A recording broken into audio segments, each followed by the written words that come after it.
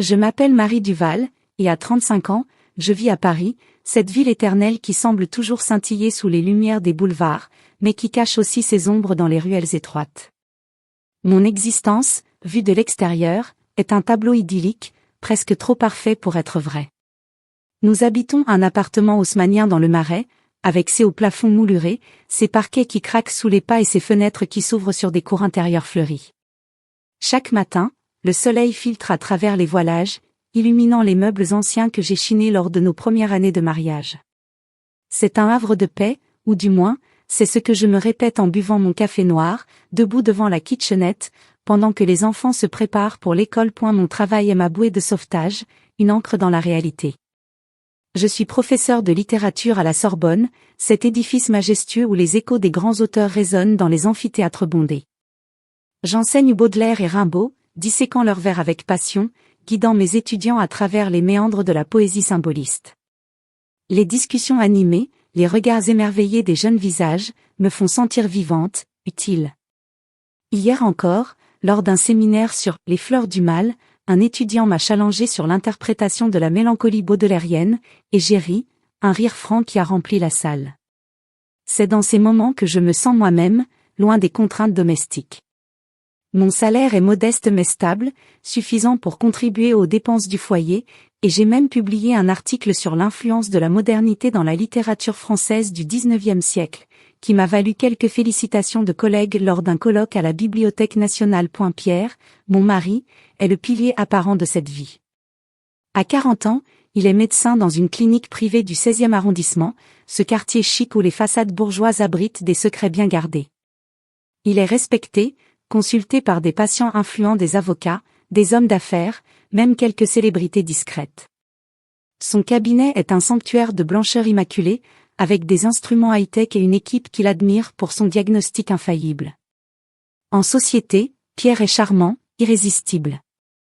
Lors des dîners chez nos amis, il raconte des anecdotes médicales avec un humour subtil, levant son verre de Bordeaux en portant un toast à notre « famille parfaite ». Ses yeux bleus pétillent alors, et sa main effleure la mienne sous la table, un geste qui, autrefois, me faisait fondre. Nous avons 2 enfants, Emma et Louis, des petits miracles qui illuminent nos jours. Louis, 10 ans, est un garçon curieux, toujours plongé dans ses livres d'aventure ou en train de démonter un jouet pour comprendre comment il fonctionne. Il a hérité des yeux de son père, mais de mon sourire timide. Emma, 8 ans, est une rêveuse, avec ses cheveux châtains en cascade et son imagination débordante. Elle dessine des princesses et des dragons sur les marges de ses cahiers, et le soir, elle me demande de lui lire des contes de Perrault avant de s'endormir. Ils fréquentent une école bilingue près de la place des Vosges, où ils apprennent l'anglais avec une aisance qui me rend fière. Les matins sont un ballet bien rodé, je prépare les sacs, Pierre les embrasse sur le front avant de partir pour la clinique, et nous échangeons un « à ce soir » qui sonne comme une promesse. Pourtant, sous cette surface lisse, une tension sournoise s'insinue, comme une fissure invisible dans un vase précieux. Les soirées, autrefois remplies de rires et de discussions passionnées, se terminent maintenant par des silences lourds, pesants comme l'air avant l'orage. Pierre rentre tard, prétextant des consultations prolongées, et s'installe devant son ordinateur, les yeux rivés sur l'écran. Quand je m'approche, il ferme rapidement la fenêtre, avec un sourire forcé, « Rien d'important, ma chérie. Juste du travail. » Mais j'ai remarqué qu'il vérifie mes messages sur mon téléphone, qu'il laisse traîner sur la table du salon. « C'est pour ton bien, » murmure-t-il quand je proteste faiblement. « Je m'inquiète pour toi, avec tous ses collègues masculins à l'université. » Sa voix est douce, presque cajoleuse, mais il y a une pointe d'acier dessous, une possessivité qui me serre la gorge. À eu travail, je sens son ombre planer. Il appelle plusieurs fois par jour, sous prétexte de savoir si tout va bien. « Tu rentres tard ce soir ? » Il y a une réunion, demande-t-il, et je sens le poids de son regard invisible à travers le combiné. Je me dis que c'est de l'amour, un amour protecteur, possessif peut-être, mais sincère. Après tout, nous nous sommes rencontrés il y a 12 ans, lors d'une soirée littéraire où il m'avait séduite avec ses citations de Proust. Le temps perdu, on le retrouve ensemble, avait-il dit en me prenant la main. Mais maintenant, mon cœur bat plus fort, pas d'excitation, mais d'une appréhension diffuse, quand il élève la voix pour des broutilles. Hier soir, le dîner n'était pas prêt à l'heure exacte, j'avais été retenu par une correction de copie et il a claqué la porte de la cuisine, marmonnant, toujours la même chose, Marie. Tu penses à tes livres avant ta famille. Les mots ont claqué comme un fouet, et j'ai baissé les yeux, avalant ma salive pour ne pas répliquer. Les enfants sentent cette crispation, même s'ils sont jeunes. Louis me demande parfois, pourquoi papa fronce les sourcils comme ça? Et Emma, avec sa sensibilité à fleur de peau, se blottit contre moi plus souvent, comme si elle cherchait un rempart. Je les rassure toujours, papa est stressé par son travail, mais chérie. La clinique est exigeante. Et c'est vrai, en partie. La clinique prospère, avec une liste d'attente pour les consultations, mais Pierre parle souvent de dettes accumulées. Des investissements ratés dans des startups médicales, des prêts pour moderniser l'équipement. On s'en sortira, dit-il en me serrant l'épaule, mais sa main s'attarde un peu trop fort, laissant une marque invisible sur ma peau. Je l'aide financièrement, puisant dans mes économies personnelles un héritage de ma grand-mère pour couvrir les factures. C'est temporaire, assure-t-il, et je hoche la tête, croyant encore à notre partenariat. Ce matin, alors que je me prépare pour la journée, une fièvre légère me traverse, un frisson qui parcourt mon dos comme une caresse froide. Je me sens faible, la tête lourde, mais je l'ignore. Pas maintenant, pas quand Pierre est déjà tendu par ses histoires d'argent. Je avale un paracétamol en cachette, me maquille pour masquer les cernes sous mes yeux, et je souris devant le miroir. Tout va bien, me dis-je. La normalité masque les fissures, un regard fuyant de Pierre quand il part, une main trop serrée sur mon bras lors d'un au revoir hâtif. Je me persuade que notre vie est un tableau idyllique, une famille unie dans la ville lumière. Mais au fond de moi, une angoisse grandit, insidieuse, comme un nuage sombre qui s'amasse au-dessus de la Seine, prêt à crever en une averse torrentielle. Je marche vers le métro, le bruit des talons sur le pavé résonnant comme un conte à rebours, et je me demande, pour la première fois, si cette perfection n'est pas qu'une illusion fragile, prête à se briser au moindre choc. Les rues de Paris défilent autour de moi, les boulangeries embaumant le croissant chaud, les vélos qui filent sur les pistes cyclables, les touristes émerveillés devant Notre-Dame en reconstruction. Je m'assois dans le wagon bondé, serrant mon sac contre moi, et je repense à notre dernier week-end en Normandie, où nous avions loué une maison face à la mer. Pierre avait été distant, prétextant des appels professionnels, et j'avais passé des heures seule sur la plage, à regarder les vagues s'écraser, me sentant comme un coquillage abandonné par la marée. De retour, il m'avait offert un collier, un geste qui m'avait touché, mais qui maintenant me semble calculé, comme pour apaiser une culpabilité invisible. À la Sorbonne, la journée commence par une réunion départementale. Mes collègues, des intellectuels passionnés, débattent des programmes pour le semestre prochain. Je participe, mais mon esprit vagabonde. Une amie, Claire, me prend à part après. « Marie, tu as l'air fatiguée. Tout va bien à la maison ?» Je souris, évitant son regard. Juste un peu de rhume, rien de grave. Mais intérieurement, je sens la tension monter, comme une corde qui se tend peu à peu. Pierre m'appelle à midi, « Tu as mangé ? Ne traîne pas trop ce soir, j'ai besoin de toi. » Besoin de moi. Ces mots, autrefois tendres, sonnent maintenant comme une commande. Le soir venu, je rentre, les bras chargés de courses. Les enfants courent vers moi, et pendant un instant, tout semble normal. Pierre est là, lisant le journal, et il lève les yeux avec ce sourire qui m'avait conquise. Mais quand je pose les sacs, il remarque une facture oubliée dans mon portefeuille. Encore des dépenses inutiles, grogne-t-il. Je m'excuse, mais la soirée s'assombrit. Plus tard, dans le lit, il se tourne vers moi, sa main sur ma hanche, mais je feins le sommeil, mon cœur battant d'une peur sourde. L'angoisse est là, tapie, attendant son heure. Paris dort dehors, mais dans mon esprit, l'orage gronde. Les signes de la trahison commencent subtilement, comme des gouttes d'eau qui usent la pierre au fil du temps, imperceptibles au début, mais inexorables. C'est un soir d'automne, quand les feuilles jaunies tourbillonnent sur les trottoirs humides du Marais, que je ressens pour la première fois cette ombre planer sur notre vie. Après une longue journée à l'université, où j'ai animé un cours sur les tragédies de Racine, disséquant les passions destructrices de Phèdre avec une ferveur qui m'épuise autant qu'elle me nourrit, je rentre chez nous les bras chargés de copies à corriger. Mes épaules sont lourdes, mon esprit encore imprégné des débats animés avec mes étudiants, ces jeunes âmes avides de sens qui me rappellent pourquoi j'aime tant ce métier. Le métro a été bondé, comme toujours à l'heure de pointe, et j'ai dû me frayer un chemin parmi la foule anonyme, sentant la fatigue s'insinuer dans mes os. Lorsque je pousse la porte de l'appartement, l'odeur familière du bois ciré et du dîner en préparation m'accueille, mais il y a quelque chose de différent dans l'air. Pierre est déjà là, assis dans le salon aux lumières tamisées, un verre de cognac à la main. La bouteille, une vieille Armagnac que nous avions achetée lors d'un voyage en Gascogne, est posée sur la table basse, à moitié vide. Il lève les yeux de son journal, son regard bleu acier me transperçant comme une lame froide. « Où étais-tu » demande-t-il d'un ton sec, presque accusateur, sans même un bonsoir. Je pose mon sac, surprise par cette entrée en matière. À l'université, bien sûr. Il y avait une réunion avec le département après le cours. Pourquoi ? Je m'approche pour l'embrasser, mais il hausse les épaules, un geste dédaigneux qui me glace. Toujours ces intellectuels qui te tournent autour. Tu sais comment ils sont, ces profs de littérature, avec leurs idées romantiques. Ces mots flottent dans l'air, lourds de sous-entendus. Je sens une pointe de malaise me serrer la poitrine, comme si j'avais commis un crime sans le savoir.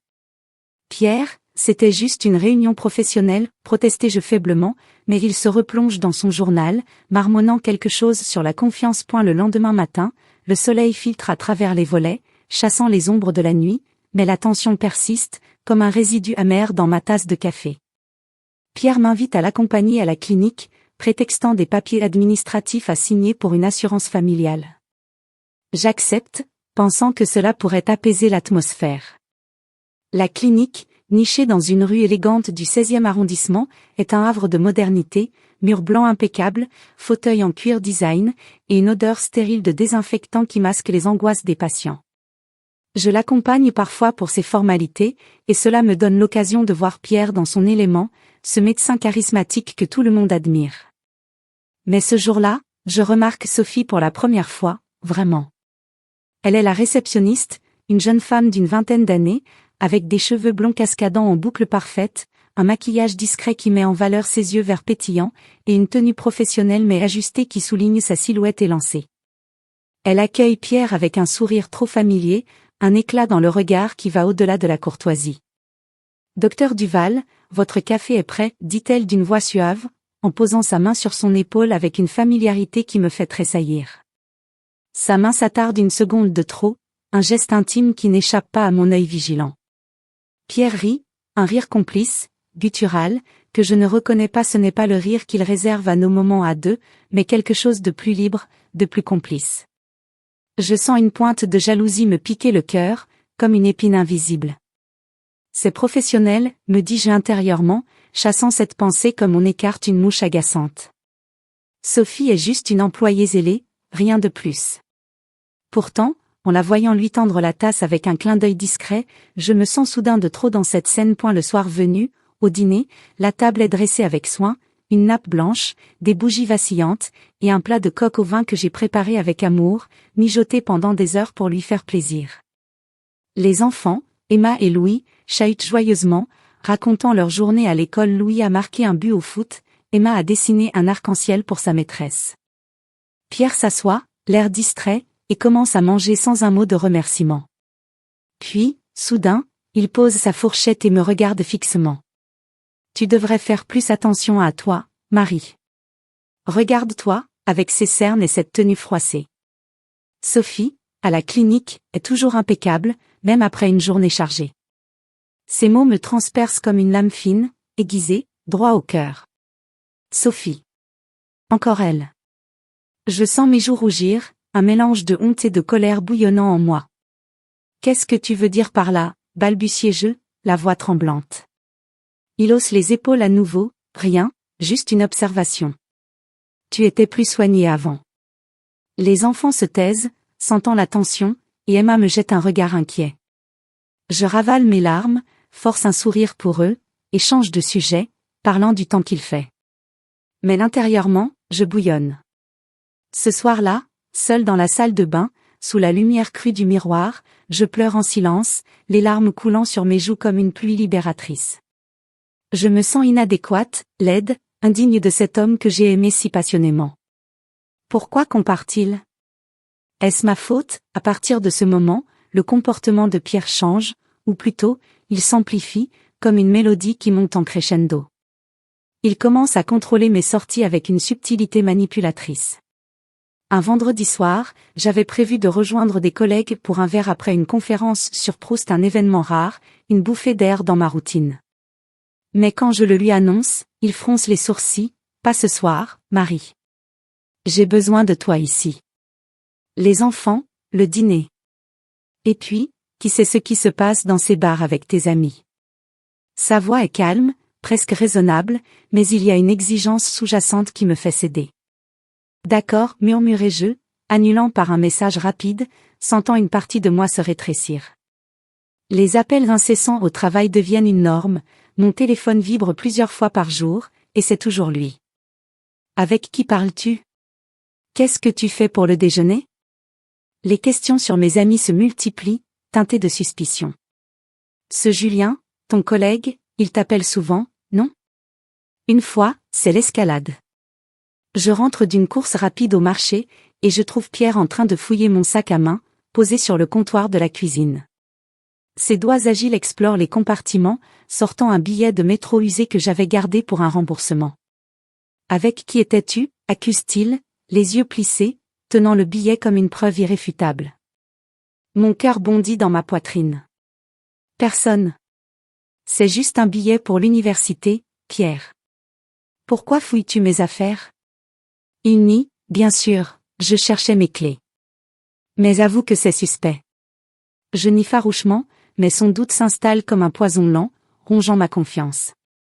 Mon cœur se serre à chaque confrontation, je me sens piégée dans une toile invisible, tissée fil par son charme manipulateur. Il alterne les moments de tendresse, un baiser volé, un compliment fugace avec ses éclats de contrôle, me gardant dans un équilibre précaire. Les enfants remarquent tout, avec cette intuition innocente qui perce les masques des adultes. Un soir, alors que Pierre élève la voix pour une broutille, j'ai oublié d'acheter son journal préféré, Louis me tire par la manche. Maman, pourquoi papa est fâché tout le temps? Ses grands yeux innocents me brisent le cœur. Je m'accroupis à sa hauteur, force un sourire faux, rassurant. Papa est juste fatigué, mon chéri. Ça va passer. Mais au fond de moi, je doute. Suis-je folle d'imaginer ces signes? Est-ce moi qui exagère? La trahison se profile, masquée par son sourire enjôleur, ses promesses murmurées dans l'obscurité. Je me couche ce soir-là, le dos tourné, écoutant sa respiration régulière, et je me demande si cette vie, que je croyais solide, n'est pas en train de s'effriter sous mes pieds. Paris bruisse dehors, indifférent à mes tourments, et je ferme les yeux, priant pour que ce ne soit qu'un mauvais passage. Mais les gouttes continuent de tomber, usant la pierre, et je sais, au plus profond de moi, que l'orage approche. Les jours suivants, la routine reprend, mais avec une teinte plus sombre. À la Sorbonne, je me concentre sur mes cours, mais mes pensées dérivent vers Pierre et Sophie. J'imagine leurs échanges, leurs rires complices derrière les portes closes de la clinique. Un après-midi, lors d'une pause café avec Claire, ma collègue et confidente, je laisse échapper une remarque. Pierre est possessif ces temps-ci. Elle hausse un sourcil, possessif ou jaloux? Parlement. Mais je minimisais, ne voulant pas admettre la vérité. Le soir, Pierre rentre avec un bouquet de roses, s'excusant pour sa mauvaise humeur. Je t'aime, Marie. Ne doute pas de moi. Et je fonds, comme toujours, me blottissant dans ses bras, ignorant les fissures. Pourtant, la nuit, seule avec mes pensées, je sens la toile se resserrer. La trahison n'est plus un murmure, elle est un écho qui grandit. Le jour fatidique arrive comme un orage inattendu, sombre et chargé d'électricité, qui s'abat sur Paris sans avertissement. Depuis des jours, une fièvre persistante me ronge, un feu intérieur qui consume mes forces, me laissant faible et tremblante. Je l'ignore obstinément, avalant des cachets en cachette, me convainquant que ce n'est rien, un simple rhume automnal porté par les vents humides de la Seine. Pierre est déjà accablé par ses dettes, ses investissements hasardeux dans des équipements médicaux high-tech qui n'ont pas porté leurs fruits, ses prêts bancaires qui s'accumulent comme des nuages noirs.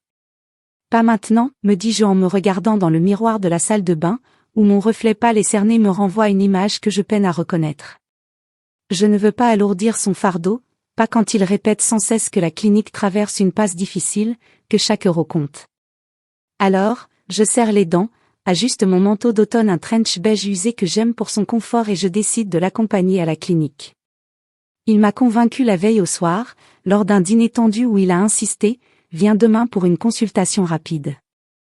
Je t'examinerai moi-même, ça ne coûtera rien. » Sa voix était persuasive, presque attentionnée, et j'ai cédé, pensant que cela pourrait apaiser les tensions qui s'insinuent entre nous comme du lierre envahissant les murs de notre appartement. Le trajet en métro est un supplice discret.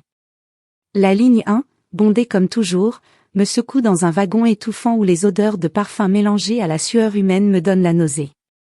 Je m'accroche à la barre, sentant la fièvre monter en vagues, ma tête lourde comme si elle était remplie de coton. Pierre marche à mes côtés, son attaché-caisse à la main, discutant distraitement de patients influents qu'il verra aujourd'hui, un avocat du quartier des affaires, une actrice en vogue. Ses mots glissent sur moi sans s'accrocher, et je hoche la tête mécaniquement, mon esprit ailleurs, focalisé sur la douleur sourde qui pulse dans mes tempes. Nous descendons à la station Franklin D. Roosevelt, et l'air frais du 16e arrondissement me frappe, chargé de l'odeur des feuilles mortes et des boulangeries chics.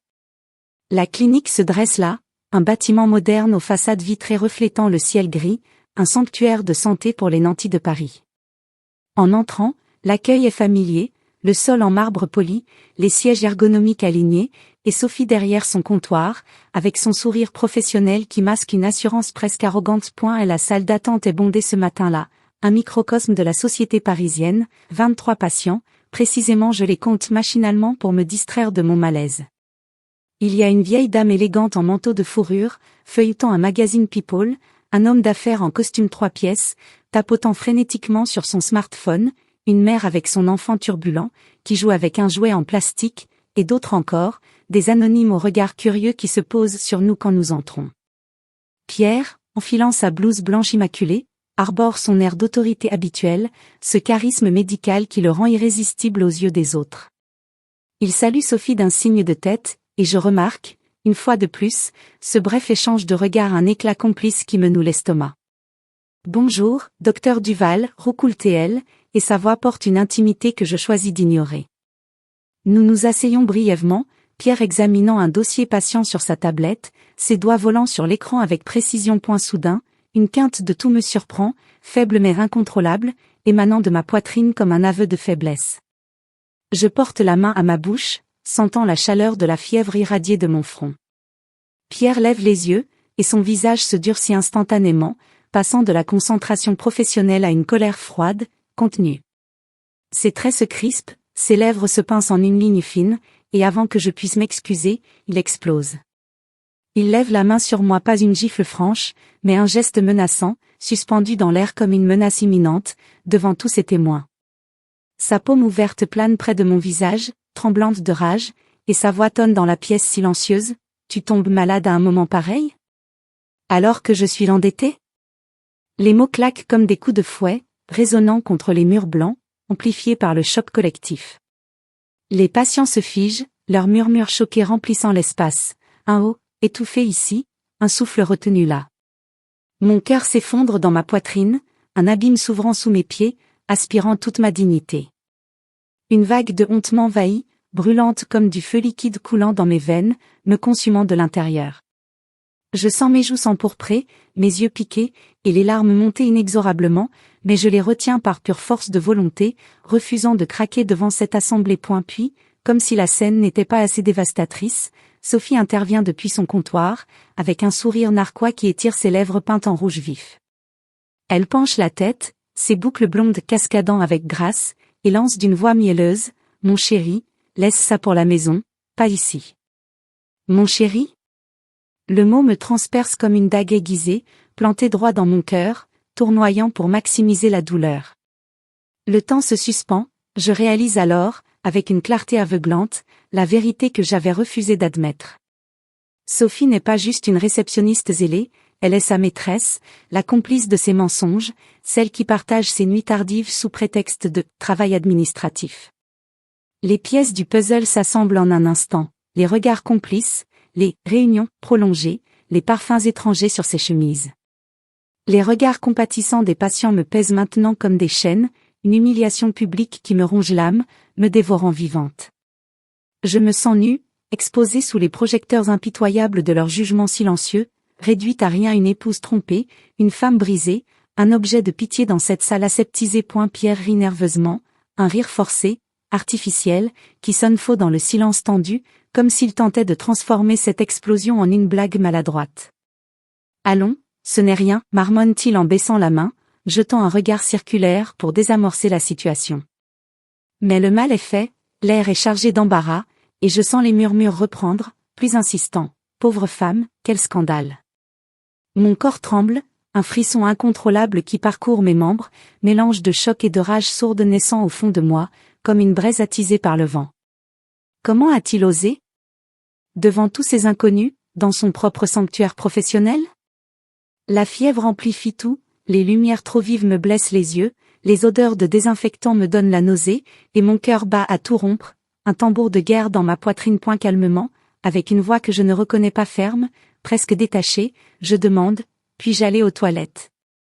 Pierre acquiesce, distrait, déjà tourné vers son prochain patient, comme si rien ne s'était passé. Je me lève, les jambes flageolantes, et traverse la salle sous les regards pesants, chaque pas une épreuve. Les toilettes sont au bout du couloir, un espace exigu aux carreaux blancs froids, avec un miroir taché qui reflète mon visage décomposé. Je m'enferme dans la cabine, verrouille la porte, et enfin, les larmes coulent, torrentielles, silencieuses au début, puis en sanglots étouffés que j'étouffe dans mes mains. Mon monde s'écroule autour de moi, les années de mariage, les sacrifices, les illusions d'un amour solide, tout se désintègre en poussière. Cette scène n'est pas un accident isolé, c'est le sommet de sa trahison, l'apogée d'une manipulation qui s'est insinuée dans notre vie comme un poison lent. Les dettes, les critiques, le contrôle, tout converge vers cette révélation cruelle. Mais au milieu des larmes, une étincelle de force émerge, timide mais tenace, comme un rayon de soleil perçant les nuages. Je ne suis pas brisée, je suis blessée, mais vivante. Essuyant mes yeux, je respire profondément, sentant une résolution naître. Ce n'est pas la fin, c'est le début d'autre chose. Dehors, la clinique bourdonne encore, mais je sais que rien ne sera plus pareil. En sortant des toilettes, je croise le regard d'une patiente âgée qui me sourit avec compassion, un geste muet qui me touche. Pierre est en consultation, Sophie tapote sur son clavier avec une nonchalance feinte. Je m'assois, attendant mon tour, mais intérieurement, la rage bout. La fièvre persiste, mais elle n'est plus un fardeau, elle est un feu purificateur. Paris continue sa course folle, dehors les voitures klaxonnent, les passants pressés filment, mais ici, dans cette salle, un chapitre se ferme. L'humiliation est cuisante, mais elle allume en moi une flamme qui ne s'éteindra pas. Après l'incident à la clinique, le trajet de retour en taxi se déroule dans un silence glacial, seulement rompu par le ronronnement du moteur et les klaxons lointains de Paris. Pierre conduit, les mains crispées sur le volant, jetant de temps à autre un regard oblique vers moi, comme s'il attendait que je dise quelque chose. Mais je reste muette, le visage tourné vers la vitre embuée, regardant les lumières du soir défiler en traînées floues. Mon corps tremble encore de fièvre et de choc, la honte brûle toujours dans mes veines, mais elle se mélange maintenant à une colère sourde, profonde, qui monte lentement comme la marée. À la maison, les enfants sont chez la baby-sitter, je les embrasse distraitement, prétexte une migraine pour m'enfermer dans notre chambre. Pierre tente de me parler, « Marie, ce n'était rien, j'étais stressée. » Mais je ferme la porte, doucement mais fermement, et je m'assois sur le lit, les mains serrées sur mes genoux. Seul dans le salon sombre plus tard, quand la maison dort enfin, je repasse la scène en boucle, comme un film cruel que je ne peux arrêter. Le geste menaçant de Pierre, sa voix tonitruante, les mots de Sophie, mon chéri, qui résonnent encore dans ma tête comme un glas. Les regards des 23 patients, cette pitié muette qui m'a transpercé plus profondément que la colère de Pierre. Tout converge soudain vers une vérité que j'avais refusé de voir, il me manipule depuis des mois, peut-être des années. Les critiques constantes sur mon apparence, mon travail, mes amis, le contrôle financier où il me fait croire que mes économies servent notre famille alors qu'elle comble ses dettes, les mensonges sur ces réunions tardives qui sentaient le parfum bon marché de Sophie. Je me lève, les jambes tremblantes, et je vais dans son bureau. Son téléphone est là, oublié sur la table, l'écran encore allumé. Mon cœur bat à tout rompre tandis que je le déverrouille. Il utilise toujours la même date, notre anniversaire de mariage, ironie cruelle. Les messages s'affichent, impudiques, brûlants, des échanges avec Sophie, des « tu me manques » à minuit, des « viens ce soir », Marie est occupée avec les enfants, des photos suggestives que je ferme aussitôt, la nausée me submergeant. Mon cœur se brise en mille éclats, mais en même temps, une clarté froide, presque libératrice, m'envahit. Ce n'est pas de l'amour, c'est de la domination pure. J'y repose le téléphone, les mains tremblantes, et je retourne dans la chambre. Je m'assois devant le miroir de la coiffeuse, sous la lumière tamisée de la lampe de chevet, et je me regarde vraiment pour la première fois depuis longtemps. Mes yeux rougis, mes traits tirés par la fièvre, mais au fond de mon regard, quelque chose de nouveau, une détermination farouche. Je me souviens des petites humiliations accumulées comme des gouttes chinoises, les fois où il annulait mes plans pour ses caprices, où il me faisait douter de ma valeur avec des phrases assassines, « Tu es chanceuse que je t'ai épousée, avec ton salaire de professeur, sans moi, tu ne serais rien dans cette ville. » À l'université, mes collègues avaient remarqué mon retrait progressif, moins de sorties, moins de rires francs lors des pauses café. Claire m'avait même demandé un jour, « Marie, tu vas bien ? Tu sembles éteinte. » J'avais ri, prétexté la fatigue des enfants. Cette nuit-là, incapable de dormir, je descends à la cuisine et je fais du thé, une camomille qui apaise à peine la tempête intérieure. Pierre dort profondément à côté, inconscient du séisme qui l'a déclenché. Je m'installe à la table, mon ordinateur portable ouvert, et je commence à lire en secret. Je tape « signe de manipulation émotionnelle » dans le moteur de recherche, et les articles défilent, le cycle de l'abus-tension, explosion, lune de miel, répétition. Tout correspond. Le gaslighting quand il me faisait croire que j'exagérais ses colères, l'isolement progressif de mes amis, la dépendance financière qu'il avait savamment tissée. Puis, violence conjugale psychologique, adultère et humiliation. Les témoignages de femmes anonymes me bouleversent, elles décrivent la même honte, le même doute de soi, la même peur de partir. Je pleure en silence, les larmes coulant sur le clavier, mais chaque larme lave un peu plus l'illusion. Le lendemain, à la Sorbonne, je donne mon cours sur Madame Bovary de Flaubert. Ironie du sort, cette femme étouffée par un mariage toxique, cherchant l'évasion dans l'adultère.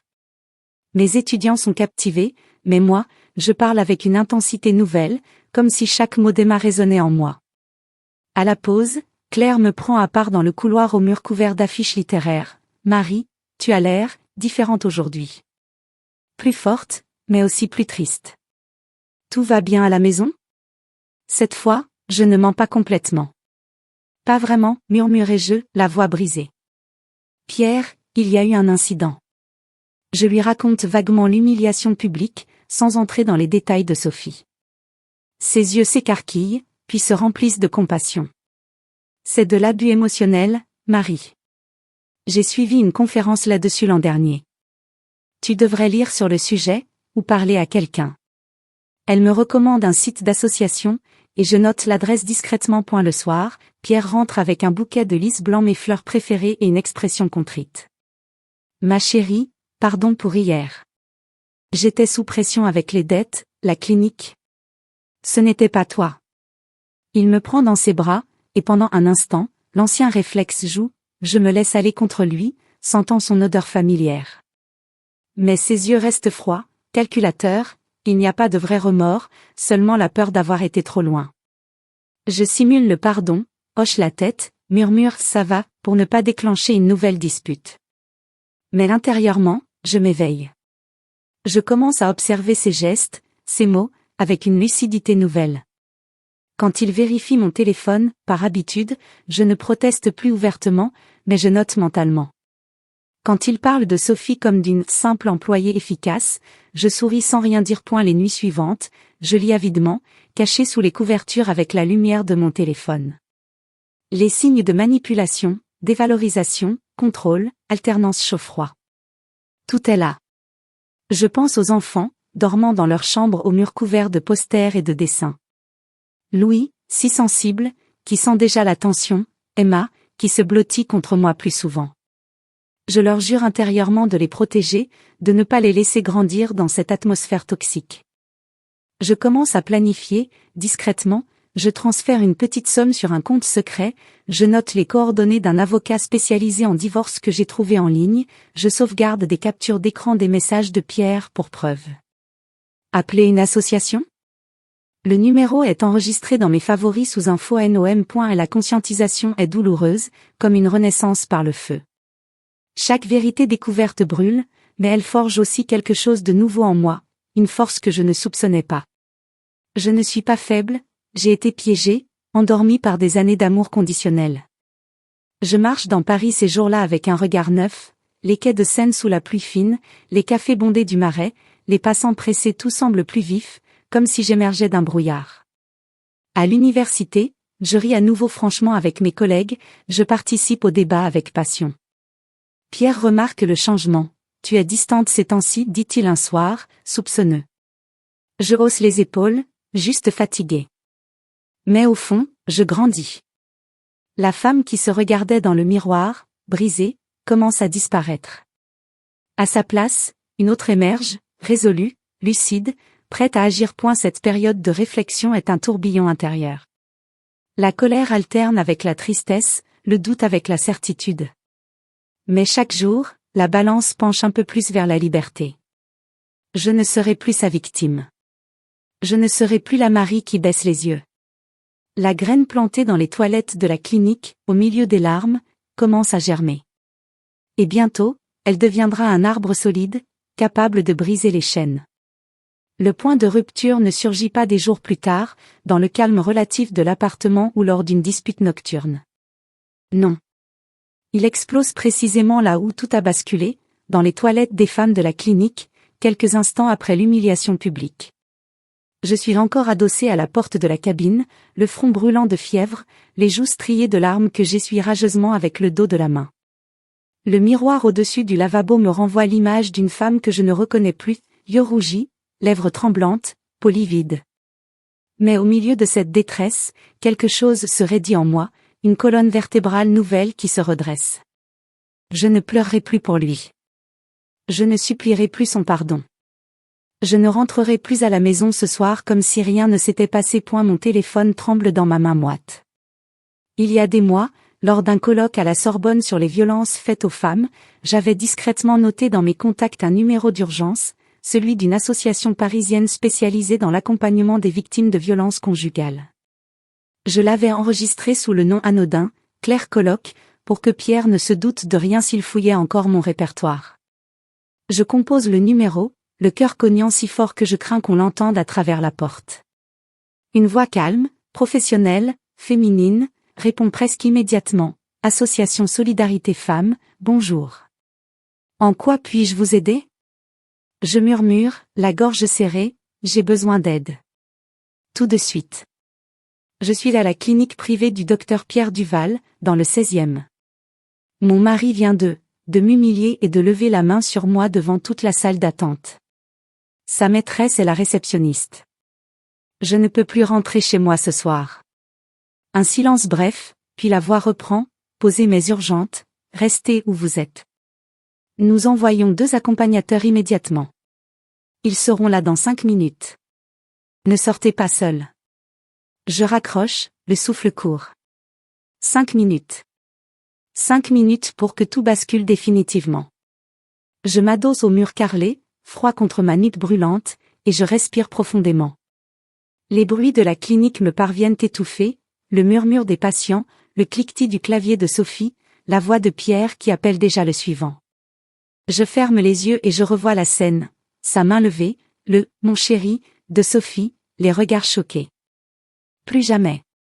Plus jamais je ne laisserai quelqu'un me traiter ainsi. Ni devant mes enfants, ni devant le monde entier. 5 minutes plus tard exactement, la porte de la clinique s'ouvre sur 2 silhouettes en costume sombre. Un homme et une femme, discrets mais déterminés. L'homme porte une mallette, la femme un badge visible, accompagnateur judiciaire Solidarité Femmes. Ils s'avancent directement vers le comptoir. Je les observe par l'entrebâillement de la porte des toilettes, le cœur battant à se rompre. La femme parle calmement à Sophie, qui pâlit instantanément. Nous avons reçu un signalement pour agression et violence conjugale. Madame Marie Duval est-elle ici ? La salle d'attente se fige à nouveau, les mêmes 23 patients, ou presque, tournent la tête. Pierre sort précipitamment de son cabinet, la blouse encore ouverte, le visage décomposé. « Qu'est-ce que cela signifie ?» demande-t-il d'une voix qui se veut autoritaire mais qui tremble légèrement. Je pousse alors la porte des toilettes et je sors, lentement, tête haute. Les regards convergent sur moi. Je sens mes jambes flageoler, mais je tiens bon. Je traverse la salle d'attente comme on traverse un champ de bataille, chaque pas plus assuré que le précédent. Je m'arrête devant Pierre, à 1 mètre de lui, et je déclare d'une voix claire, forte, que je ne me connaissais pas, « C'est fini, Pierre. Je pars. Tout de suite. » Le silence est total. Même le tic-tac de l'horloge murale semble s'être arrêté. Pierre blêmit, puis rougit violemment. Il fait un pas vers moi, la main tendue. « Marie, voyons, c'est un malentendu. Rentrons à la maison, nous parlerons calmement. » Mais je recule d'un pas, levant la main pour l'arrêter. Non. Il n'y a plus rien à dire. Les accompagnateurs se placent discrètement de chaque côté de moi, présence rassurante, bouclier humain. Sophie, derrière son comptoir, porte la main à sa bouche, les yeux écarquillés. Je la regarde droit dans les yeux, pour la première fois sans détourner le regard. « Tu peux le garder. Je ne veux plus de lui. » Un murmure parcourt la salle. Pierre tente encore, pense aux enfants, « Marie. Tu ne peux pas faire ça. » À ces mots, quelque chose explose en moi, une colère pure, incandescente. « C'est précisément pour les enfants que je le fais, » réponds-je, la voix vibrante. « Pour qu'ils ne grandissent jamais en pensant que l'amour ressemble à ça. » Je me tourne vers les accompagnateurs, je suis prête. Nous sortons de la clinique sous les regards médusés. Dehors, l'air parisien de décembre me frappe au visage, froid, vivifiant. Un taxi nous attend déjà, appelé par l'association. Je monte à l'arrière, les mains crispées sur mon sac. Pierre surgit sur le trottoir, criant mon nom, mais la femme accompagnatrice referme calmement la portière et donne l'adresse au chauffeur, un foyer d'urgence dans le 11e arrondissement. Le trajet est flou. Je regarde Paris défiler, les vitrines illuminées pour Noël, les passants emmitouflés, les guirlandes scintillantes sur les Champs-Élysées au loin. Tout semble irréel, comme si j'étais dans un film. La femme à côté de moi, qui se présente comme Élise, pose doucement sa main sur mon bras. « Vous avez été très courageuse. Ce que vous venez de faire sauve non seulement vous, mais aussi vos enfants. » Je hoche la tête, incapable de parler. Les larmes coulent à nouveau, mais cette fois, ce sont des larmes de soulagement, de libération. Arrivé au foyer, une maison discrète aux volets verts, on m'accueille avec une tasse de thé et une couverture chaude. Je téléphone immédiatement à la baby-sitter, « Gardez les enfants cette nuit, je viens les chercher demain matin. Ne dites rien à leur père. » Puis je contacte mon avocate, une femme recommandée par l'association, que j'avais déjà consultée en secret la semaine précédente. Elle prend note. Dépôt de plainte pour violences psychologiques et physiques, demande d'ordonnance de protection, procédure de divorce pour faute avec adultère caractérisé. Tout est prêt, j'avais déjà rassemblé les preuves, capture d'écran, témoignages potentiels de collègues, relevés bancaires montrant que mes économies ont servi à combler ses dettes personnelles. Le lendemain matin, Élise m'accompagne chez nous. Pierre a passé la nuit à m'inonder de messages, supplications, menaces voilées, promesses de changement. Je les efface un à un. Nous arrivons à l'appartement alors qu'il est à la clinique. Je fais mes valises rapidement, vêtements, documents importants, photos des enfants, leurs doudous préférés.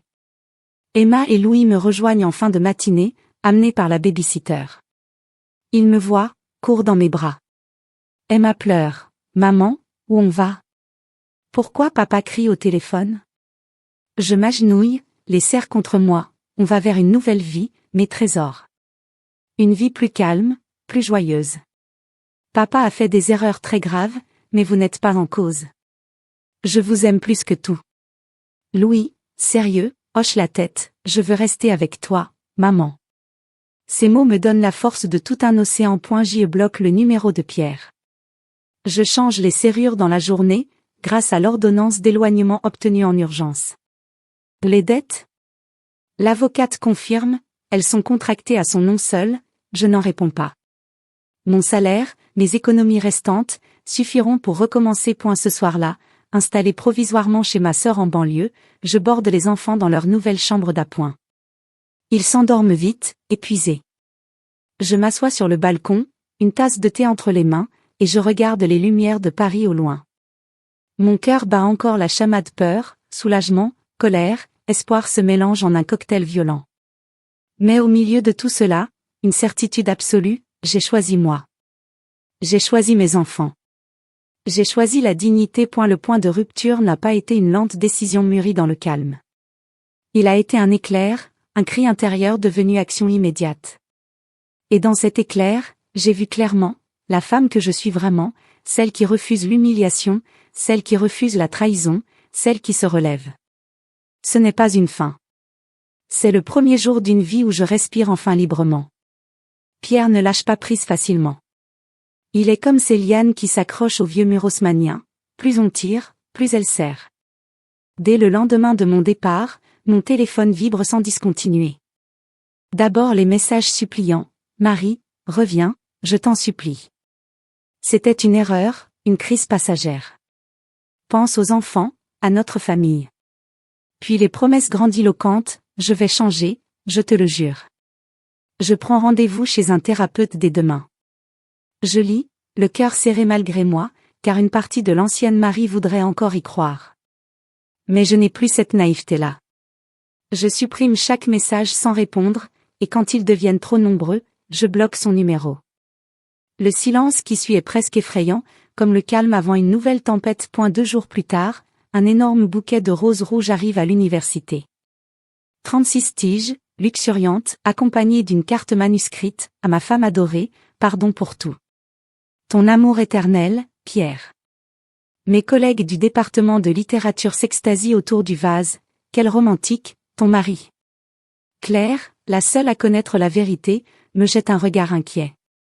Je souris poliment, remercie la secrétaire qui a réceptionné le colis, puis, une fois seule dans mon bureau, je jette les roses à la poubelle.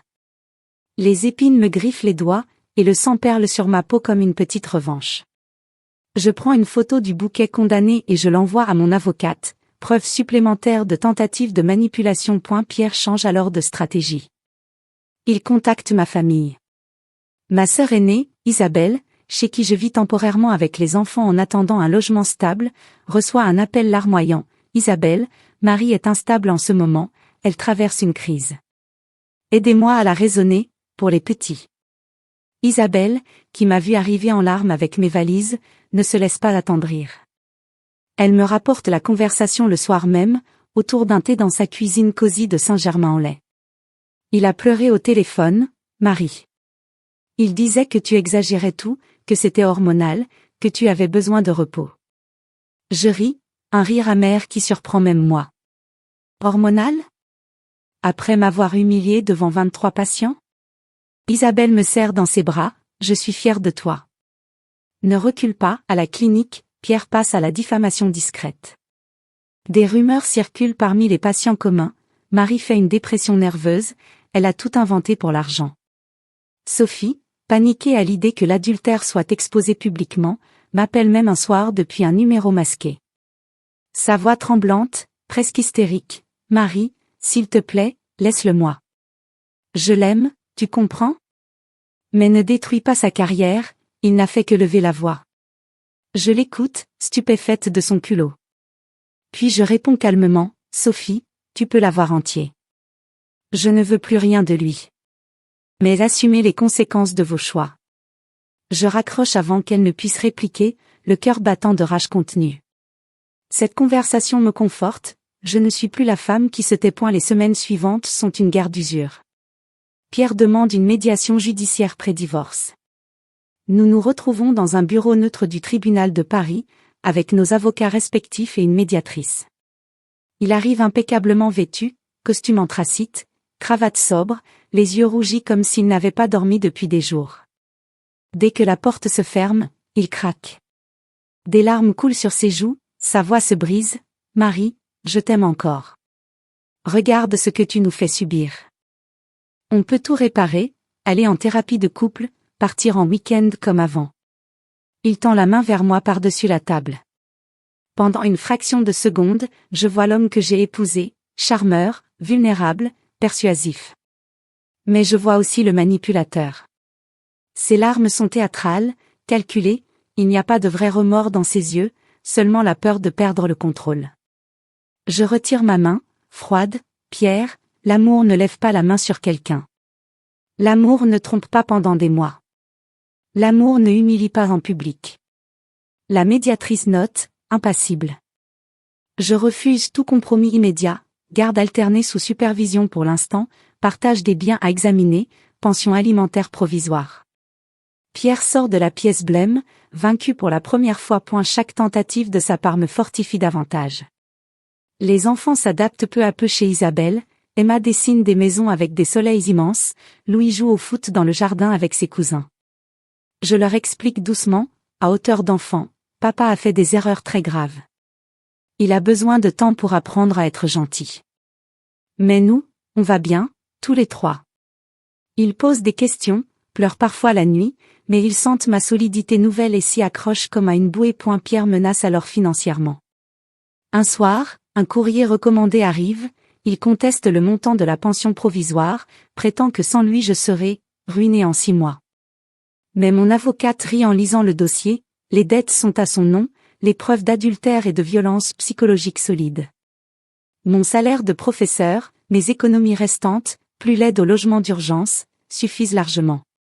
Sa menace tombe à l'eau. Un vendredi soir, alors que la neige commence à tomber doucement sur Paris, il frappe à la porte de ma sœur.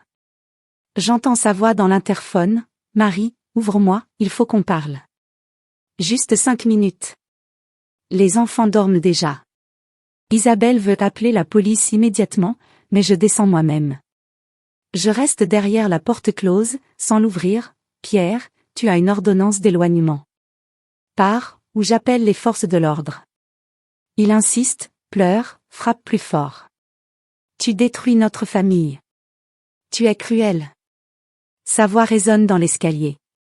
Les voisins allument leur lumière. Je compose le 17. 2 agents arrivent 10 minutes plus tard. Pierre part, menotté pour la forme, le visage défait. Il passe la nuit au poste. Le lendemain, l'ordonnance est renforcée, interdiction totale d'approche. Cette nuit-là, je ne dors presque pas.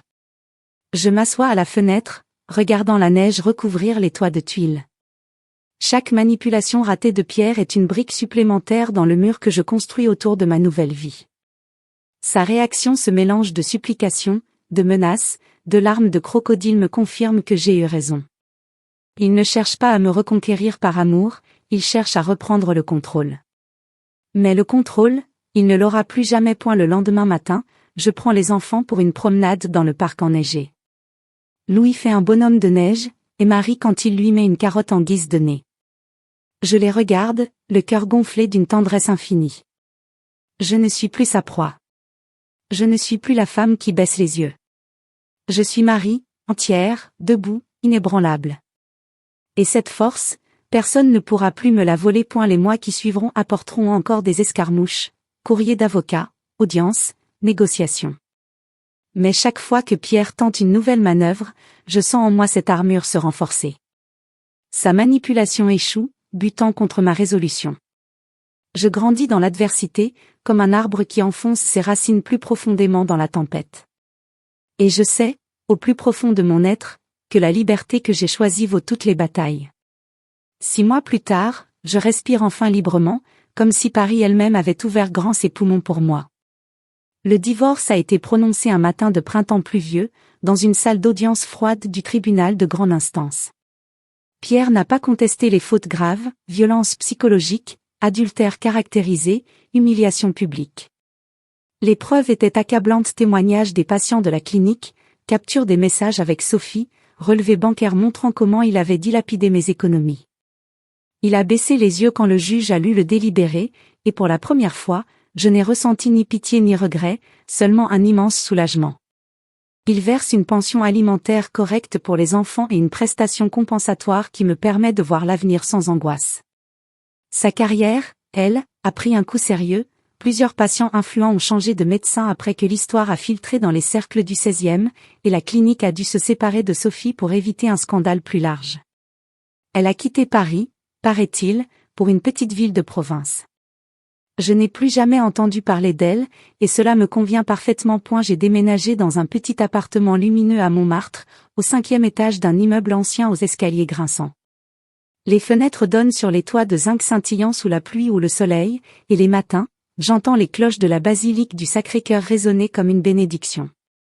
L'appartement est modeste, 3 pièces, parquet usé, cheminée qui ne fonctionne plus, mais il est à moi. J'ai peint les murs en blanc cassé, accroché des rideaux légers en lin, disposé mes livres partout, sur les étagères, les tables basses, même empilées près du lit. Les enfants ont chacun leur chambre, celle de Louis est décorée de posters de football et de planètes, celle d'Emma d'un papier peint à motifs de fleurs sauvages. Ils s'y épanouissent. Louis a rejoint un club de foot local et Marc débute presque tous les week-ends. Emma prend des cours de dessin dans un atelier près de la place du Tertre et revient avec des aquarelles pleines de couleurs vives. Le soir, nous dînons tous les trois autour d'une grande table en bois récupérée dans une brocante, parlant de tout et de rien, riant de blagues idiotes. Ces moments simples sont devenus mon trésor le plus précieux. À la Sorbonne, ma vie professionnelle a pris un nouvel élan. Quelques semaines après le divorce, le département m'a proposé une promotion, responsable du master de littérature comparée. J'ai accepté sans hésiter.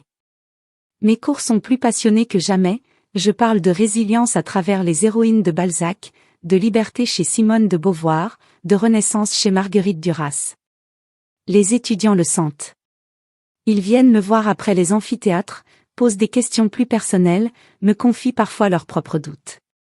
Une jeune femme m'a dit un jour, les larmes aux yeux, « Madame Duval, votre façon de parler de la souffrance et de la force, ça m'aide. » Je l'ai prise dans mes bras, et j'ai compris que mon histoire, même douloureuse, pouvait servir à d'autres. J'ai rejoint un groupe de soutien pour femmes ayant vécu des violences conjugales, dans un centre discret du 18e arrondissement. Tous les 15 jours, nous nous retrouvons autour d'un thé et de gâteaux faits maison. On parle, on pleure, on rit aussi. J'y ai partagé mon histoire pour la première fois devant un cercle plus large, et les mots sont sortis comme une délivrance. La trahison m'a brisée, ai-je dit un soir, la voix ferme, mais elle m'a aussi reconstruite, plus forte, plus entière. Les autres femmes ont hoché la tête, certaines m'ont serré la main. Aujourd'hui, j'anime parfois les séances, j'aide les nouvelles arrivantes à remplir leur dossier, à trouver un avocat, à croire en elles. Donner en retour me guérit plus que n'importe quelle thérapie. Les soirées solitaires, autrefois synonymes de vide, sont devenues des moments de plénitude. Je lis jusqu'à tard, un verre de vin rouge à la main, où je peins. Oui, j'ai recommencé à peindre, des huiles abstraites aux couleurs vives, des bleus profonds et des rouges ardents qui expriment ce que les mots ne peuvent pas. Mes toiles ornent désormais les murs de l'appartement, et Emma me demande souvent de lui apprendre les mélanges de couleurs. Je marche beaucoup aussi, le soir, je descends les escaliers de Montmartre, passe devant les touristes qui photographient la vue panoramique, et je vais flâner sur les quais de Seine. L'eau coule, indifférente, éternelle, et je me sens en accord avec elle. Un soir d'été, dans un petit café de la place des Abbesses, j'ai rencontré Antoine. Il est artiste verrier, installé dans un atelier près du cimetière de Montmartre. Il a des mains tachées de couleurs, un rire franc, des yeux verts qui pétillent quand il parle de lumière et de transparence. Nous avons discuté des heures autour d'un pichet de rosé, de livres, de voyages, de la vie. Il m'a invité à voir son atelier la semaine suivante. J'y suis allée, et j'ai admiré ses vases soufflés, ces sculptures lumineuses qui capturent le soleil comme des prisonniers volontaires. Nous nous voyons régulièrement maintenant, promenades, expositions, dîners simples. Mais je ne presse rien. L'indépendance est devenue mon bien le plus précieux, je ne veux plus jamais dépendre de quelqu'un pour me sentir entière. Antoine le comprend. Il ne demande pas, il accompagne. Les souvenirs de Pierre s'estompent doucement, comme une vieille photo qui jaunit. Je ne ressens plus de colère, seulement une distante compassion pour l'homme qu'il était ou qu'il prétendait être. Sa main levée dans la clinique, les mots blessants, les nuits de doute, tout cela appartient à une autre vie, une vie où je baissais les yeux. À leur place, une fierté profonde a pris racine. J'ai survécu.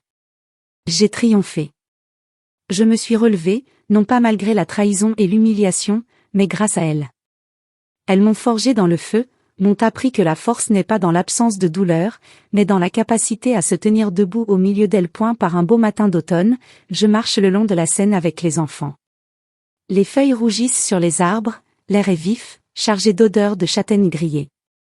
Emma court devant, ramassant des feuilles mortes pour en faire un herbier. Louis me donne la main, sérieux comme toujours.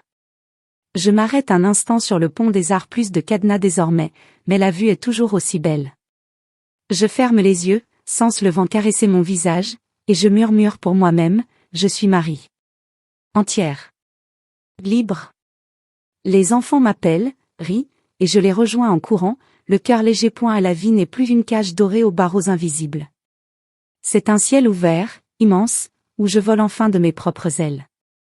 Et si quelqu'un regarde cette histoire, cette femme qui a traversé l'humiliation, la trahison, la manipulation, pour renaître plus forte, qu'il sache que c'est possible. Qu'on peut tomber très bas et se relever plus haut. Qu'on peut transformer la douleur en lumière. Fin.